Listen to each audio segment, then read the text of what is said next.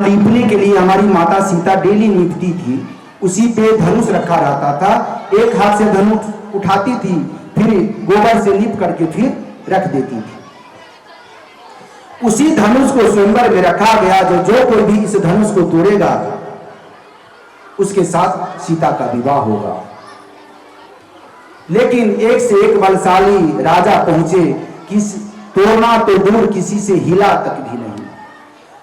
तब गुरु के आदेश से हमारे श्री रामचंद्र जी आते हैं और धनुष को तोड़ते हैं। जो ही उठाए उस पे डोरी चढ़ाने लगे, टुकड़ा टुकड़ा हो गया। एक जमीन पे गिरा, एक आसमान में गया, एक प्रभु श्री राम के हाथों में रह गया। परशुराम क्रोधित होकर के भी वहां पहुंचते हैं। स्वयंवर फिर तैयारी हो गई स्वयंवर की। माता सीता का विवाह प्रभु श्री राम के साथ हुआ।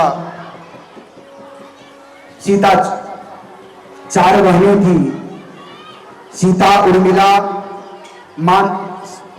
मांडवी और श्रुतकीर्ति। तो सीता का विवाह श्री रामचंद्र जी के साथ हुआ और सीता की बहन उर्मिला का विवाह भरत जी के साथ हुआ और लक्ष्मण जी का भरत जी का मांडवी के साथ, लक्ष्मण जी का उर्मिला के साथ और शत्रुघ्न का श्रुतकीर्ति के साथ विवाह संपन्न हो गया।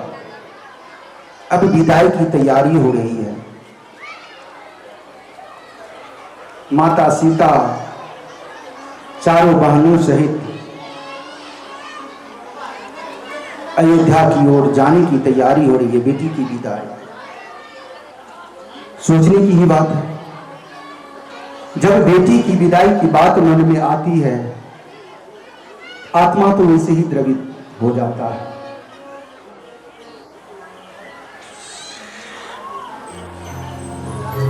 क्योंकि बेटी चीज ही ऐसी है, जिसे बेटी नहीं, मैं समझता हूं वो पूरा भाग्यशाली नहीं है। क्योंकि पुत्र की सुख की तो प्राप्ति है ही, बेटी का सुख जो है, जब बेटी थोड़ी सयानी हो जाती है तो उसकी मां भी अपने पति से निफिक्र हो जाती है। जब पिता कहीं से आता है तो बेटी ही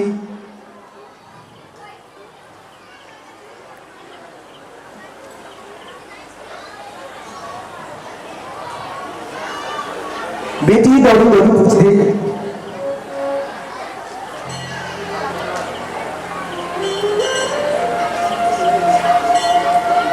पापा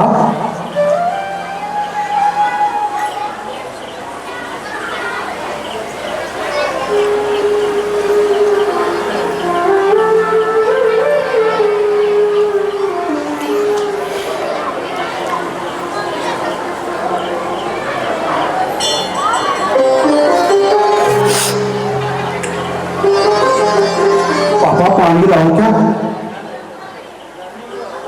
अरे पापा आप उदास क्यों हो?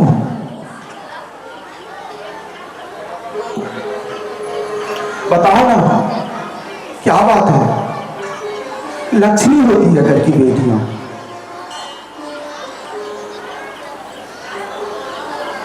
पिता के लिए भी, माता के लिए भी, अपने भाइयों के लिए भी, भाई से लड़ लेती है, लेकिन भाई अपने अकड़ में रहता है, वो मार भी देता है, और फिर भी बेटियां ऐसी होती है, वही जाकर के माफी भी मांगती है, भैया माफ कर दो।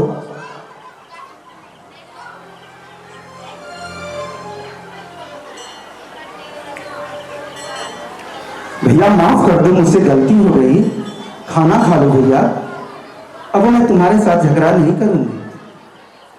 यही होती है बेटियां। कुछ बेटियां ऐसी होती है,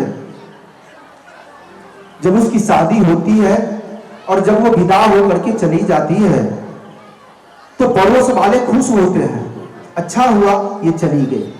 कुछ बेटियां ऐसी भी होती हैं। कुछ बेटियां ऐसी होती है जिसके चले जाने के बाद उसका परिवार क्या, चाचा चाची, दादा दादी, पड़ोसी भी उसके लिए रोते हैं, सगे संबंधी भी उसके लिए रोते हैं। कुछ बेटियां ऐसी भी होती है। ऐसी ही 4 बेटियां जनक जी के थे। द्रौपदी आया,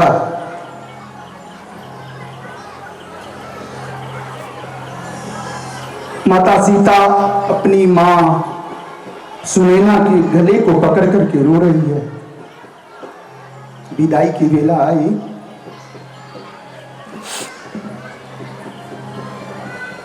माता सीता अपनी मां सुनैना से कहती है, मैं गुरिया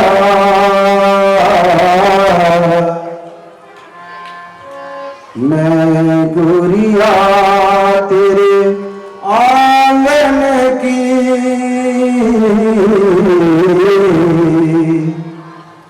मैं गुरिया तेरे आंगन की,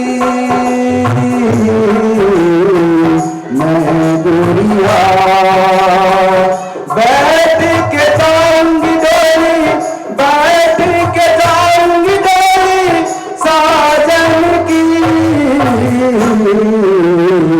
मैं चिड़िया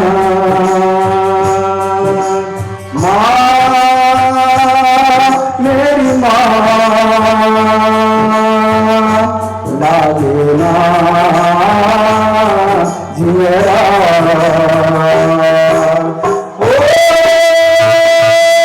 मेरी माँ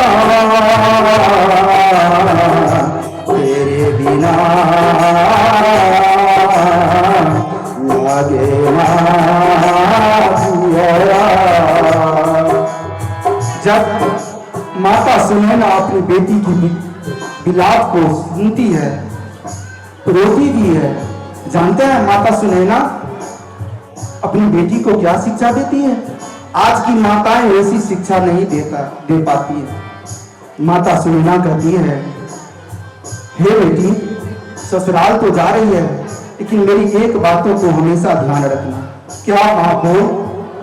माता सुनैना कहती है, सास ससुर गुरु सेवा करी हो, सास ससुर गुरु सेवा करी हो, पति रुख न किया यशोन सरो, पति रुख न किया यशोन सरो, मैं गुरिया तेरे आलम की, मैं गुरिया तेरे आलम की, मैं चिड़िया।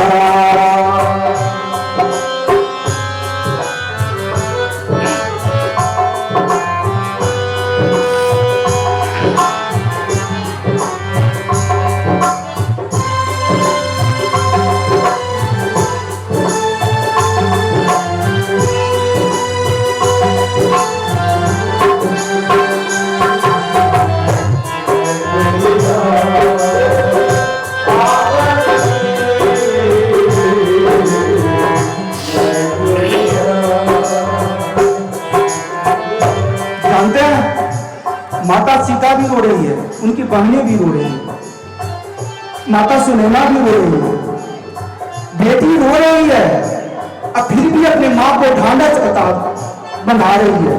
इसी का नाम तो है बेटी। माता सीता मैया सुनैना को कहती है, ए मेरी मां तू क्यों बेटी पराया धन होती है,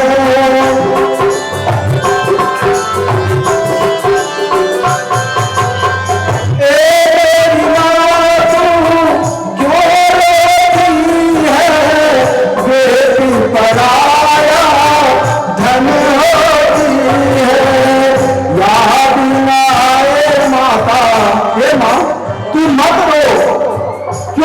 है, ये तो कुदरत का खेल है। जो बेटी को तो एक दिन अपनी माँ पिता को छोड़ के जाना ही पड़ता है। हे मेरे माँ, तुम मुझे आशीर्वाद दे। जो ए मेरी माँ तू क्यों रोती है, बेटी पराया धन होती है। ए मेरी माँ तू क्यों रोती है, बेटी पराया धन होती है। याद न आए मैया, याद न आए मैया, याद न आए तेरे लाडन की। मैं चिड़िया तेरे बाग में थी, मैं चिड़िया।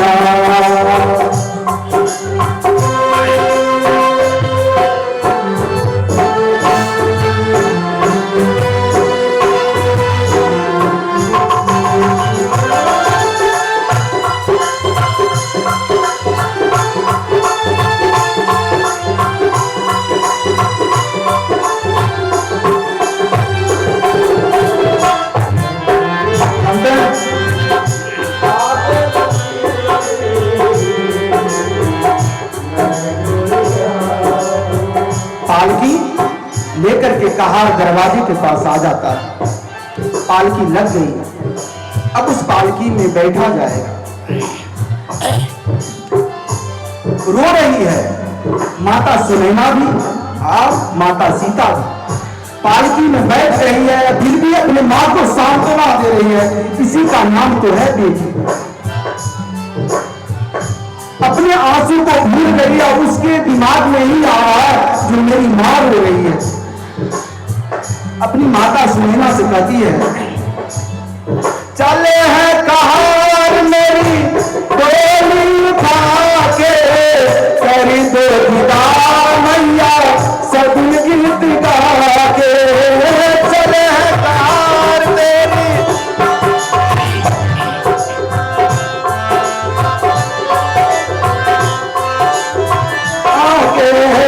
चले हैं कहार मेरी डोली उठा के, कर दो विदा मैया सगुन गीत गा के। हे माँ, मत रो भैया, इस शुभ घड़ी में सगुन का गीत गाओ और मुझे हंसते खेलते विदा करो। माँ, अगर मेरे सामने तू रोएगी ना तो ससुराल में मुझे मन नहीं लगेगा। मुझे हर वक्त तेरे आंसू ही याद आएगी मां। फिर मां मत रो। चले हैं कहार मेरी डोली उठा के, कर दे विदा मैया सगुन गीत गा के। चले हैं कहार मेरी डोली उठा के, कर दे विदा मैया। याद न आए माता, याद न आए माता, याद न आए तेरे आंगन की। मैं चिड़िया तेरे बागन की, मैं चिड़िया।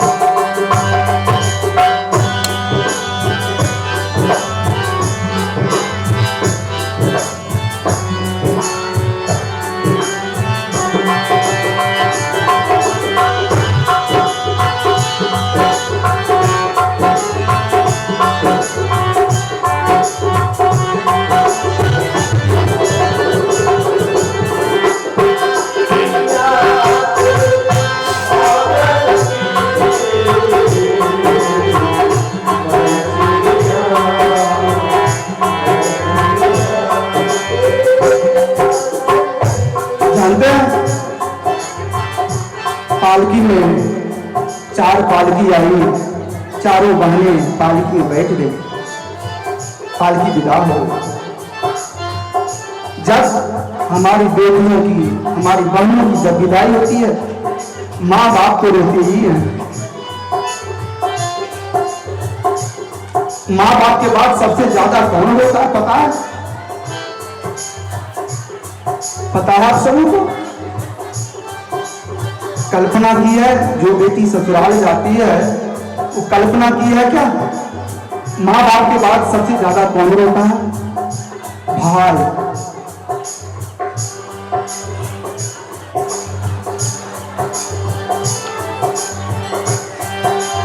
भाई झूठ झूठ के रोता है। भाई ही तो है। गलतियां भाई की रहती थी, बार बार झगड़ा करता था। भाई की गलती और माफी मांगने कौन आती थी? बहन। भाई 4-4 दिन बहन को टोकता नहीं है और सारा दिन बहन व्याकुल रहती है, भाई कहाँ चला गया। और जब भाई आता है तो संध्या बेला में वही जाती है खाना लेकर के, भैया मुझसे गलती हुई माफ कर दो। और जब बेटी जाती है तो भाई उस गाड़ी के पीछे पीछे, पालकी के पीछे पीछे दौड़ा जाता। बहन भाई के कॉलर को पकड़ लेती है, छोड़ना नहीं चाहती।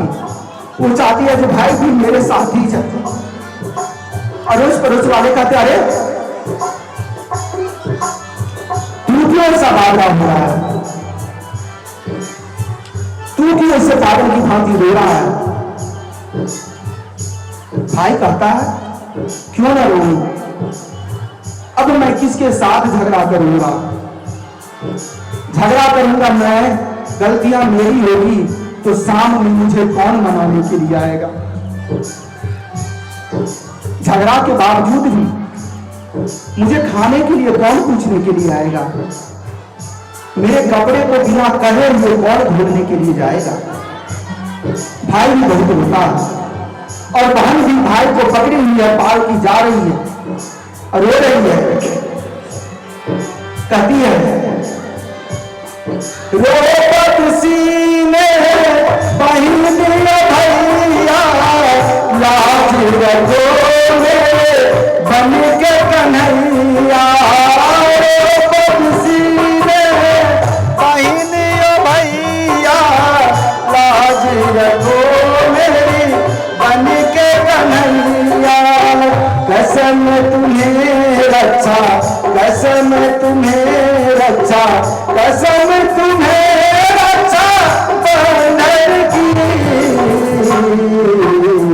मैं चिड़िया तेरे बादल की, मैं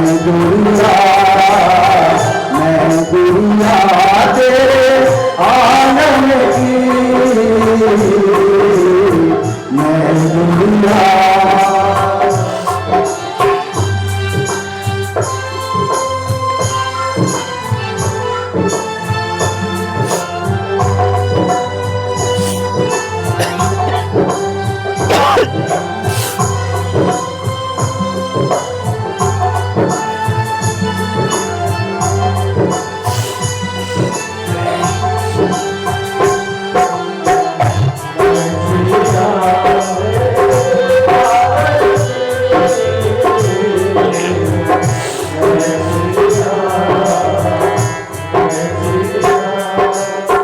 माता की पालकी निकल चली तो देख रही जो अभी मेरी माँ रो रही है, मेरे बाबा भी रो रहे हैं, खुद मैया तो नहीं रही रो रही है और अपने माँ बाप को सांत्वना भी दे रही है, अपने बाबा से कर रही है।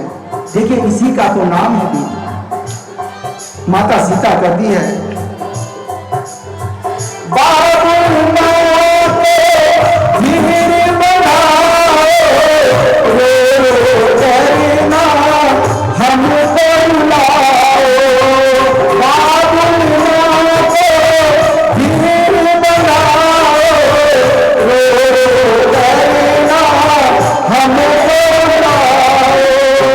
कसम तुम्हें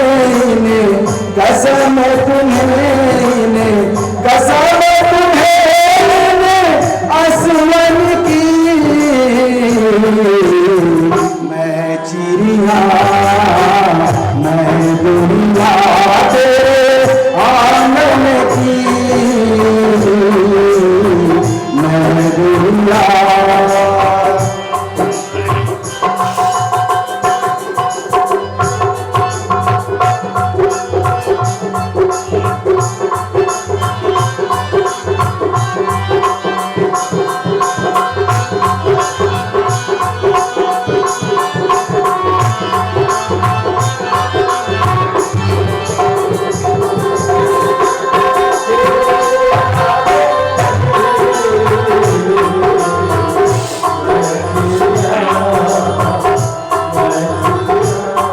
जानते हैं सबसे ज्यादा पिता को किस पे, जितने बेटे बेटियां जो रहते हैं, क्योंकि मैं भी एक पिता हूं इसीलिए ये दर्द समझता हूं।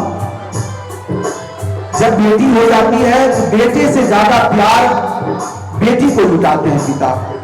सही कह रहा हूं, जैसा तक जहां तक मेरा अनुभव है, बेटी से ज्यादा प्यार पिता को होगा। बेटी को भी वो याद आता है कैसे मैं अपने बाबा के कंधे पे बैठ के खेलता था, कैसी मेरी छोटी छोटी जरूरतों को मेरे बाबा मेरे पापा पूरा करते थे।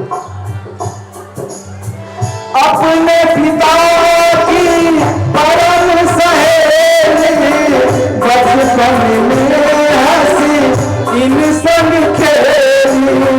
अपने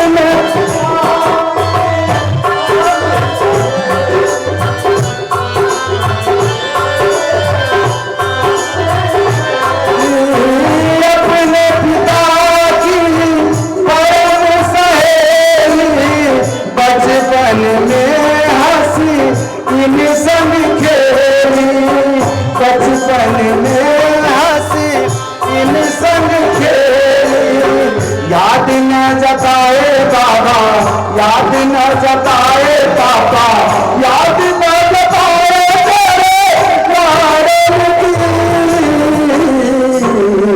मैं गुड़िया तेरे कारण की मैं चिड़िया तेरे बादल की मैं चिड़िया।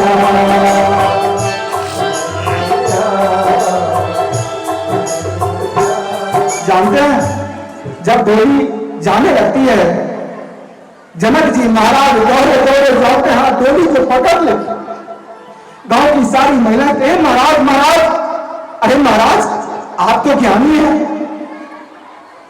आप तो महाराज हैं, जनकपुर के राजा हैं, फिर आपकी ऐसी कीर्ति, आप तो अज्ञानियों जैसा काम कर रहे हैं महाराज। ए महाराज महाराज महाराज गोली को छोड़ दीजिए महाराज।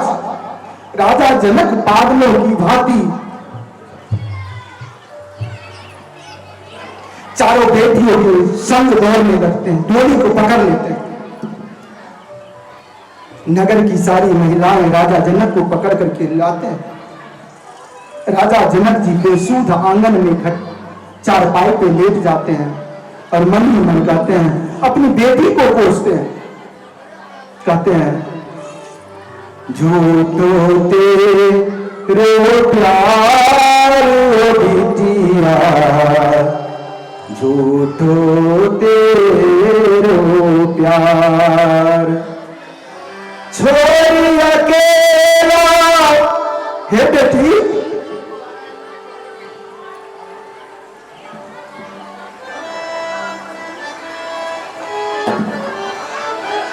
छोरी अकेला जाती है मुझको, ये कैसा व्यवहार बिटिया, ये कैसा व्यवहार, ये कैसा व्यवहार बिटिया, ये कैसा व्यवहार।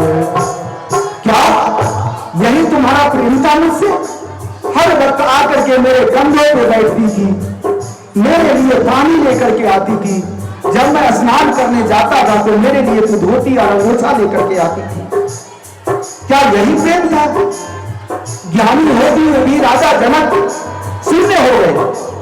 बेटी की विदाई को देखकर एक साल चार बेटियों की बेटियां उठ गई और कहते हैं झूठो तेरो प्यार बिटिया, झूठो तेरो प्यार,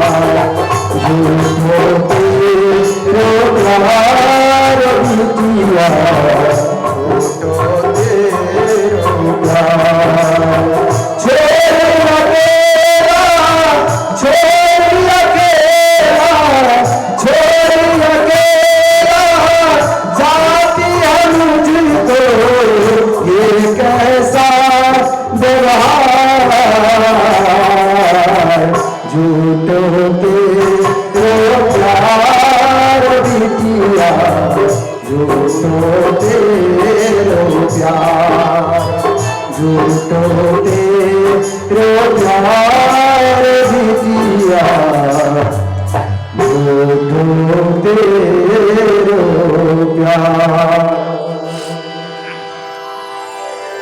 राजा जनक माता सुनैना को नगरवासी अरोस परोस पकड़ के ले जाते हैं। जब इधर गोलियां चलने लगती है तो माता सीता की सारी सखियां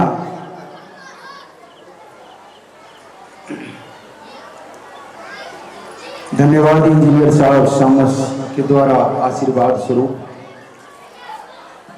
ठाकुर जी सबों का कल्याण करे, उनके परिवारों का कल्याण करे, इसी कामना के साथ जब गोलियां जाने लगती है चारों गोली, तो माता सीता की जो सहेलियां हैं आकर के प्रभु डोली को घेर लेती है। फिर कुछ नगर की औरतें आती हैं, उस लड़कियों को हटा देती है। नहीं, विदाई की बेला हो गई है, डोली जाने दो। डोली फिर जाने लगती है। फिर एक सखी आती है और डोली को पकड़ के बैठ जाती है। कहार भी बैठ जाता है। प्रभु श्री रामचंद्र जी को सारी सखियां घेर लेती है।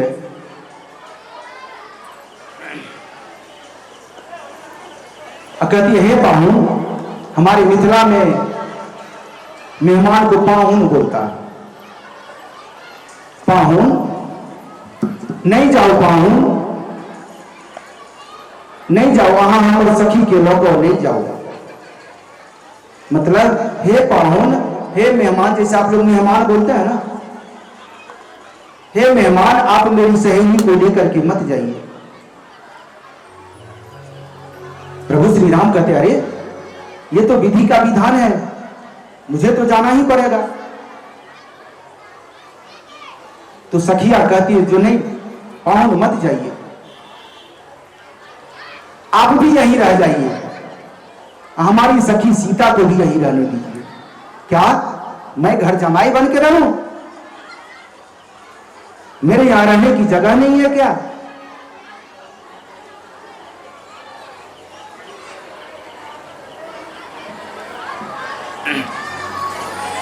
दूसरी सखी कहती है, ए पाहुन, मिथिला में पाहुन के कते हाव भाव हो से अहाँ के बुझले नहीं। मतलब अभी भी हम लोग की यहाँ एक ऐसी प्रथा है, जो शादी के बाद बारात वापस चली आती है और लड़का ससुराल में ही रह जाता है, क्योंकि 4 दिन के बाद हम लोगों में फिर शादी होता है। 4 दिन तक लड़के लड़की का मिलन नहीं होता, पुनः 4 दिन के बाद चौठारी दिन फिर शादी होता है और उसी दिन मांग में असली सिंदूर पड़ता है।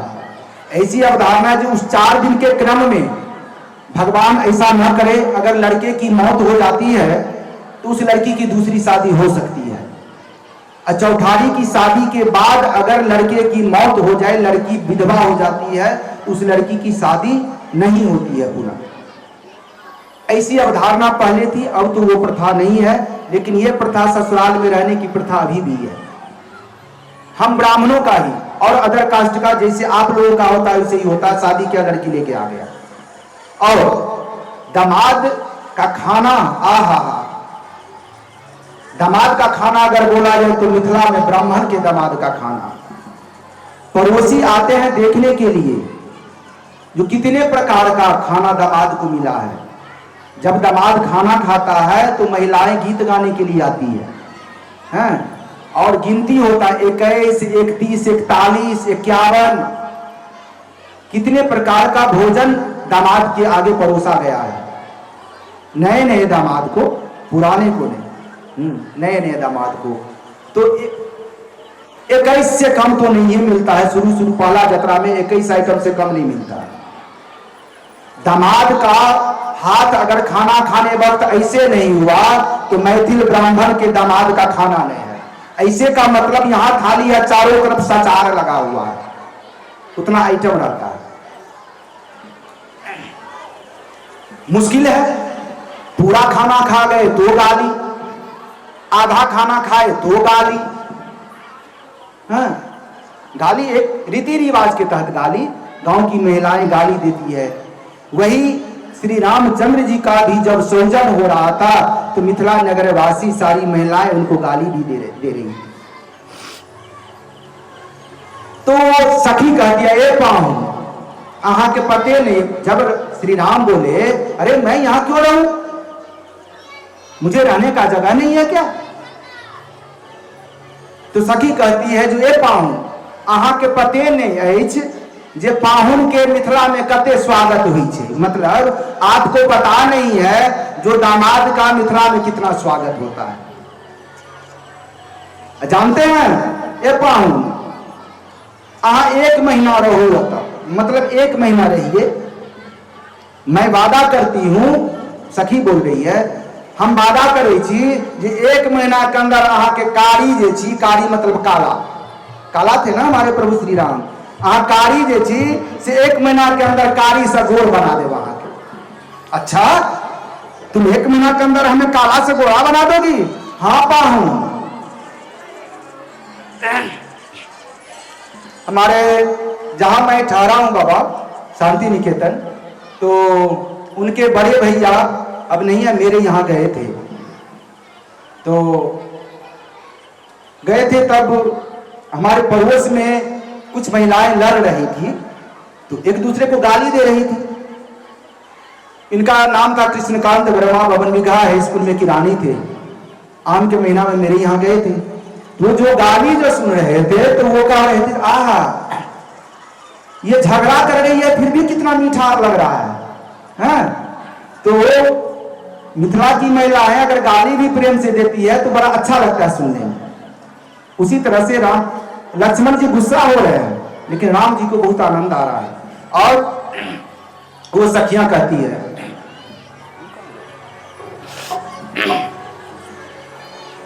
ए पहुना मिथिले में रहुना, ए पहुना मिथिले में रहुना, ए पहुना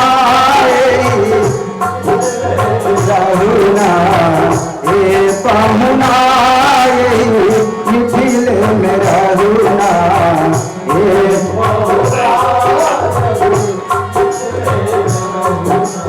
जौने सुखवा ससुरारी में, जौने सुखवा ससुरारी में, तौने सुखवा कहूना, ए पाहुना मिथिल में रहुना, ए पाहुना मिथिल में रहुना।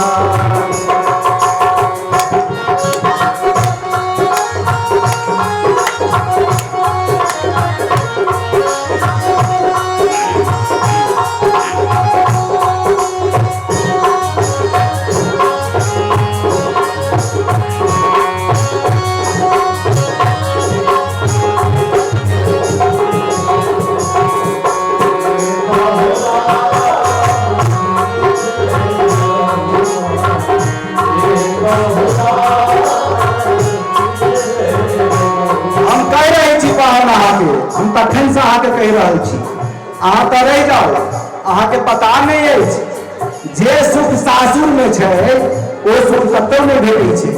अब जाने छी पाऊँ असर आला साह के फायदा की है? अरे क्या फायदा होगा मुझे? वो सखी कही छथिन, रोज सवेरे उठन मल के इतर से नहवाए, रोज सवेरे उठन मल के एक महीना के भीतर करिया से जोड़ बनाई दो,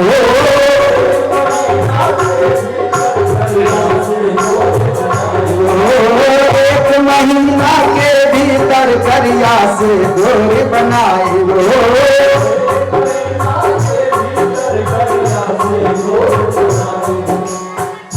जिनको जिनको गोरा होना है वो मिथिला चले। हाँ, उल्टन मलमल के उन्हें गोरा बना दिया जाएगा। एक महीना के भीतर करिया से गोर बनाई हो, एक महीना झूठ कहत ना बानी तनिको, झूठ कहत ना बानी तनिको, झूठ कहत ना बानी तनिको, माता एगो देहुना ए पाहुना दिल में रहुना, ए पाहुना रहुना। जाऊं मैं सुखवा ससुरारी में, जाऊं मैं सुखवा ससुरारी में, जाऊं मैं सुखवा काहुना, ए पाहुना दिल में रहुना, ए पाहुना दिल में रहुना।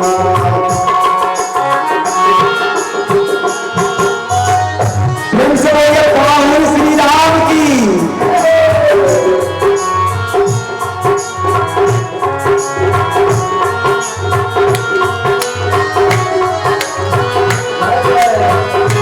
काली काली पुराण गोस्वामी आदमी हाथ उठाए मंदिर पे भी।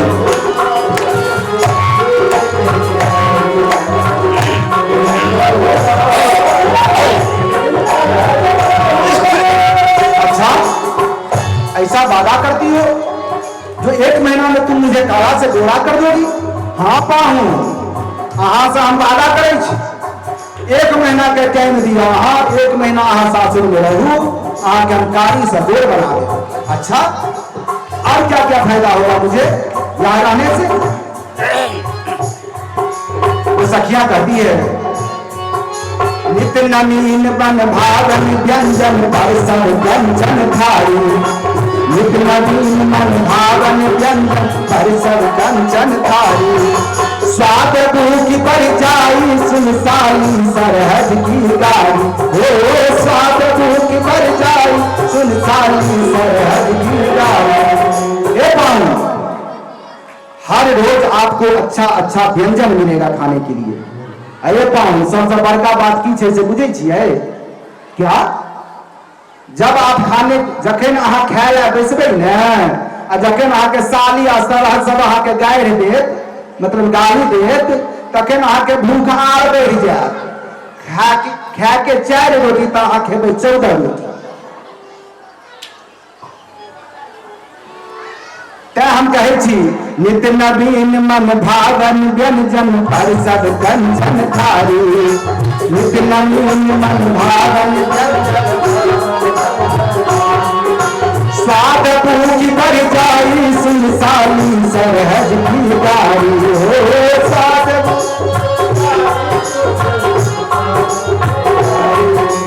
बार बार हम करब चिरौरी, बार बार हम करब चिरौरी, बार बार हम करब चिरौरी, आरी कुछ लेहुना ए पाहुना मिथिल लहुना, ए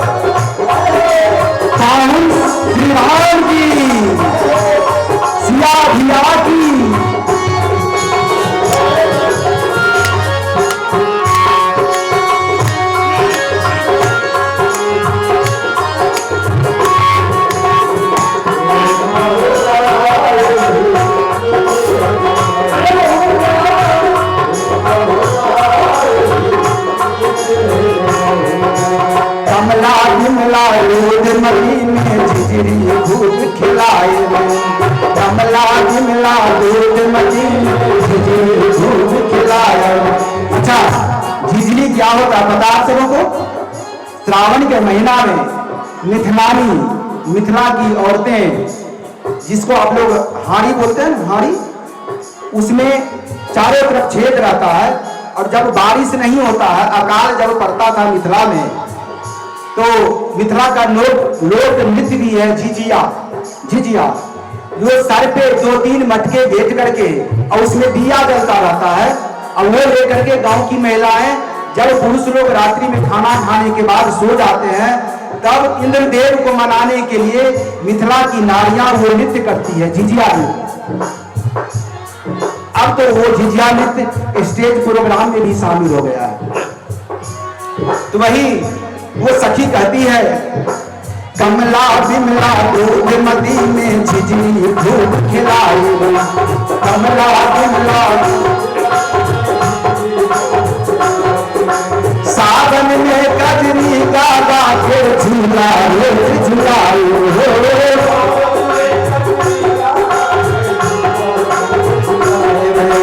सावन में कजरी गागा के झूलाए झूलाए।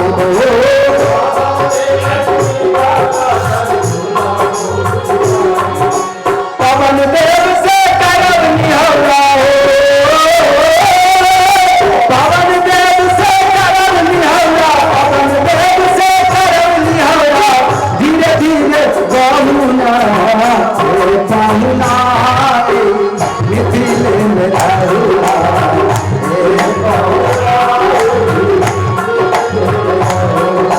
जौने सुखवा ससुरारी में जौने सुखवा ससुरारी में तौने सुखवा कहूना ए बहुना मिथिले में रहुआ ए बहुना मिथिले में रहुआ।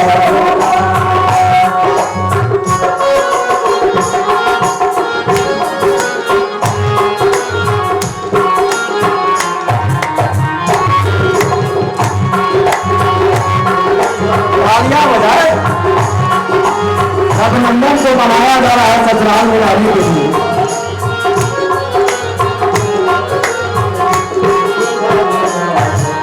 जय श्री राम।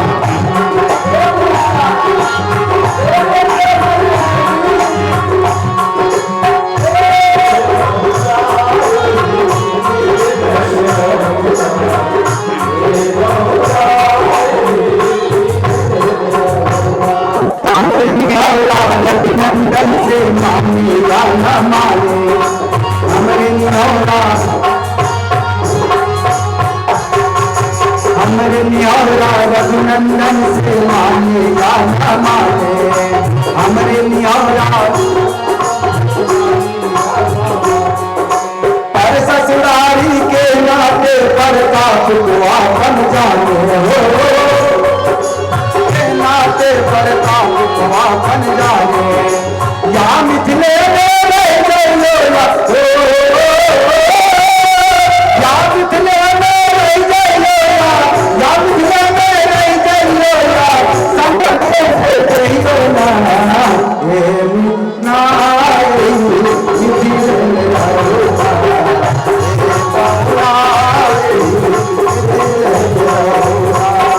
जल सुखवा ससुरारी में जल सुखवा ससुरारी में तल सुखवा चढ़ूंगा ए बहुना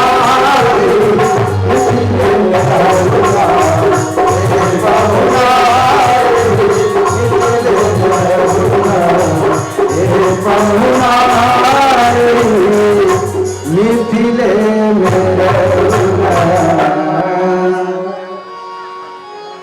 वहां से सखियों के लाख मनाने के बाद भी प्रभु श्री राम रुकते नहीं हैं। बरातियों के साथ माता सीता अपनी चारों बहन सहित पालकी में बैठ करके वहां से विदा हो जाती है।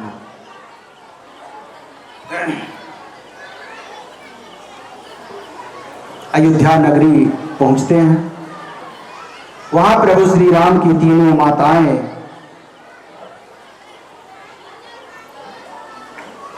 अपनी बहू को परिछन करने के लिए तैयार है।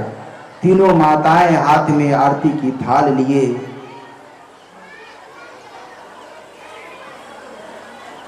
आती है, अपने चारों बहुओं को परिछ करके घर के अंदर ले जाती है।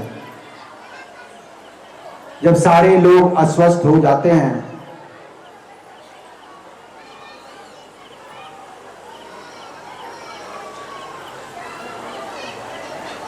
तब राजा जनक जी जब अपने शयन कक्ष में जाते हैं, ऐना के सामने खड़े होते हैं तो वो देखते हैं, अरे अब तो मेरी दाढ़ी भी पक गई, मेरे बाल पक रहे हैं, अब मैं बूढ़ा हो गया, अब मैं थक भी गया हूं, क्यों ना अब शादी भी राम की हो ही गई है, राम को राज का भार दे दिया जाए, श्री रामचंद्र जी का अभ्यासिक राज्याभिषेक किया जाए। प्रातः सारे नगर में सूचना भेज दी गई, जो श्री राम का राज्याभिषेक होगा।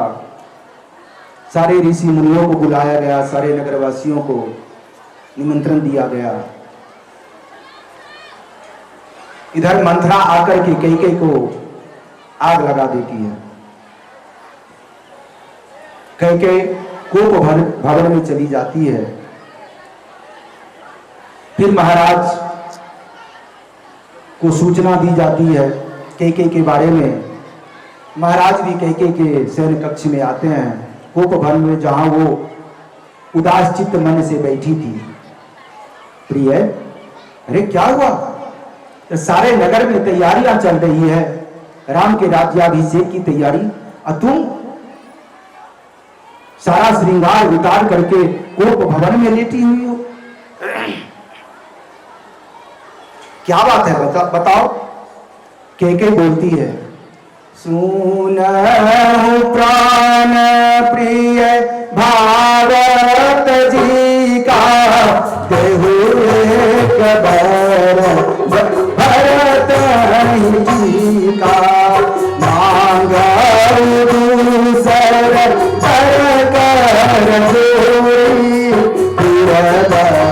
मात मनोरथ मोड़ी, पाप सदेश विशेषी उदासी, चौदह बरस हे मां, अगर आप मुझसे मेरे उदासी का कारण पूछते हो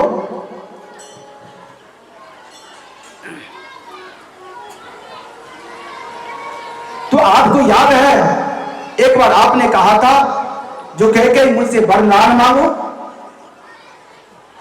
वो युद्ध में कहीं गए थे, रथ का पहिया टूट गया था, उसमें वो अपना अंगुली डाल दी थी, ये भी लंबी प्रसंग है। तो मैं आपसे बोली थी, जो समय आने के बाद मैं मांग लूंगी। जय महाराज, आज वो समय आ गया है। क्या मांगो, क्या मांगना चाहती हो?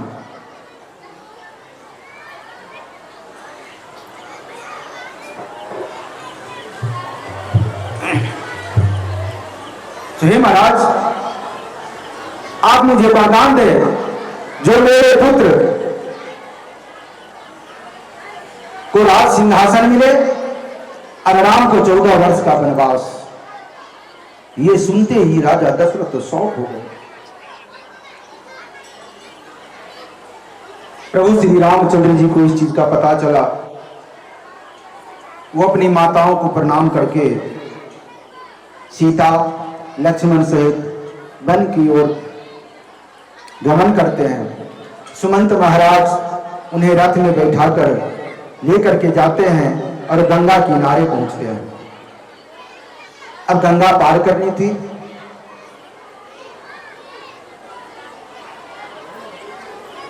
गंगा पार करनी थी तो वहां एक केवल नाव लेकर के था। प्रभु श्री रामचंद्र जी कहते हैं केवट, मुझे गंगा पार जानी है, मुझे गंगा पार ले चलो। केवट बोला तो मैं ले तो जाऊंगा लेकिन वैसे नहीं। क्यों नहीं? पहले मैं आपके चरण धोऊंगा, उसके बाद। अरे इससे क्या होगा? मुझे पता है प्रभु, मुझे पता है जिस पत्थर पे आपके चरण पड़ने से वो पत्थर नारी बन जाती है, अगर मेरे नाव पे भी आपके चरण पड़े और अगर ये भी नारी बन जाए तो फिर मैं कमाऊंगा किससे? मेरी तो जीविका ही यही है। यहां देखिए केवट प्रसंग बहुत ही मार्मिक प्रसंग है, बहुत लंबा प्रसंग है केवट प्रसंग, लेकिन वहां तो ये 7 दिन की भागवत में केवट प्रसंग अगर छेड़ दूं तो वो संभव नहीं है, इसलिए संक्षेप में मैं बार बार कर संक्षेप में जा रहा हूं। सो हे प्रभु, केवट की भक्ति थी, लेकिन उसी बहाने वो उनके चरण को धो करके चरणामृत लेना चाहता था। चरण धो करके उन्हें नाव में बिठा करके गंगा नदी में चारों चक्कर लगा रहा है। अंदर ही अंदर केवट प्रफुल्लित है, आज मेरे ओहो भाग्य जो प्रभु मेरे नाव में बैठे हैं। प्रभु श्री राम कहते हैं केवट, अरे इतने चक्कर क्यों लगा रहे हो? केवट कहता है, हे प्रभु, आप तो मनुष्य को 84 लाख योनियों का चक्कर लगाते हो, हम तो सिर्फ यहीं पे चक्कर लगा रहे हैं। ऐसे करते हुए नाव नदी किनारे पहुंचती है और जब उतरते हैं, अब उतराई देने के लिए, उतराई मतलब किराया, नाव का उतराई देने के लिए प्रभु श्री रामचंद्र जी के पास तो कुछ नहीं था। माता सीता के हाथ में एक अंगूठी थी, शादी वाली अंगूठी, आजकल की बहू बेटियां नहीं निकालेगी। माता सीता तुरंत अपने हाथ से उस अंगूठियों को निकालती है और प्रभु राम के हाथों में देती है, प्रभु ये अंगूठी ले, ये केवट को उतराई दे दे। प्रभु श्री राम केवट को वो अंगूठी उतराई देते हैं, केवट नहीं लेता है।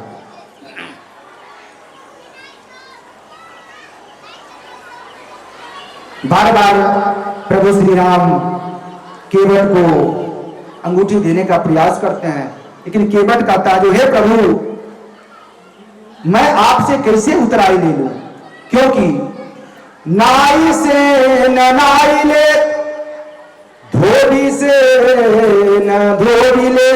क्या नाई कभी नाई को बाल, अपने एक पड़ोसी को बाल काटता है, वो अपनी जाति का तो उससे पैसा लेता है? एक धोबी अगर दूसरे धोबी का कपड़ा धोता है तो क्या पैसा लेता है?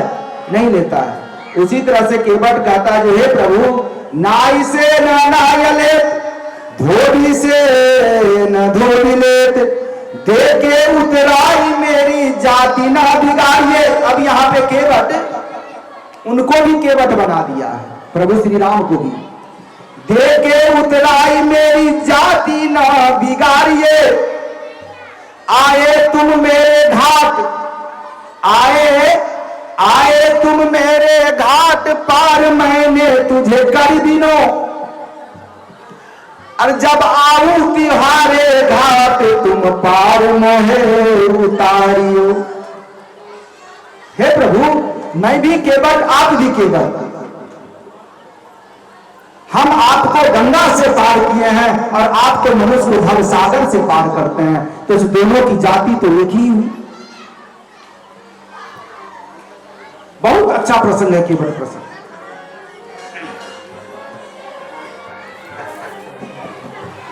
उधर सुमंत जी रथ लेकर के अयोध्या वापस आते हैं और इधर नदी पार करके प्रभु जंगल की ओर बढ़ते हैं। उसके बाद उसी क्रम में इधर दशरथ जी का देहावसान हो जाता है पुत्र वियोग में। भरत जी चित्रकूट आते हैं भैया को मनाने के लिए, ले जाने के लिए, वो श्री राम नहीं पहुंचते हैं।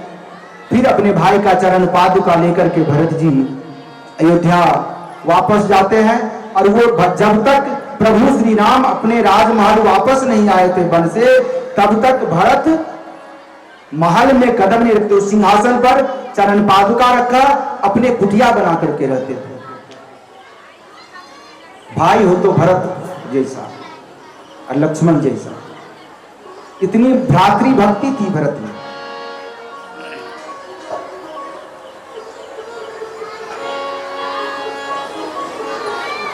उसके बाद जंगल में भ्रमण करते हुए पंचवटी के करीब पहुंचते हैं। वहीं रास्ते में एक भिलनी जाति की थी, वो प्रभु राम के अनन्य भक्त थी। वो भिलनी वो हर रोज इंतजार करती रहती थी, जो हर रोज रास्ते में झाड़ू लगाती थी, मीठे मीठे बैग तोड़ करके चक चक करके लाती थी, जो मेरे प्रभु श्री राम मेरे कुटिया में आएंगे तो उन्हें मैं यही बैर खिलाऊंगी। वहां उस भिलनी का भी, उस सबरी का भी मनोकामना पूर्ण होता है।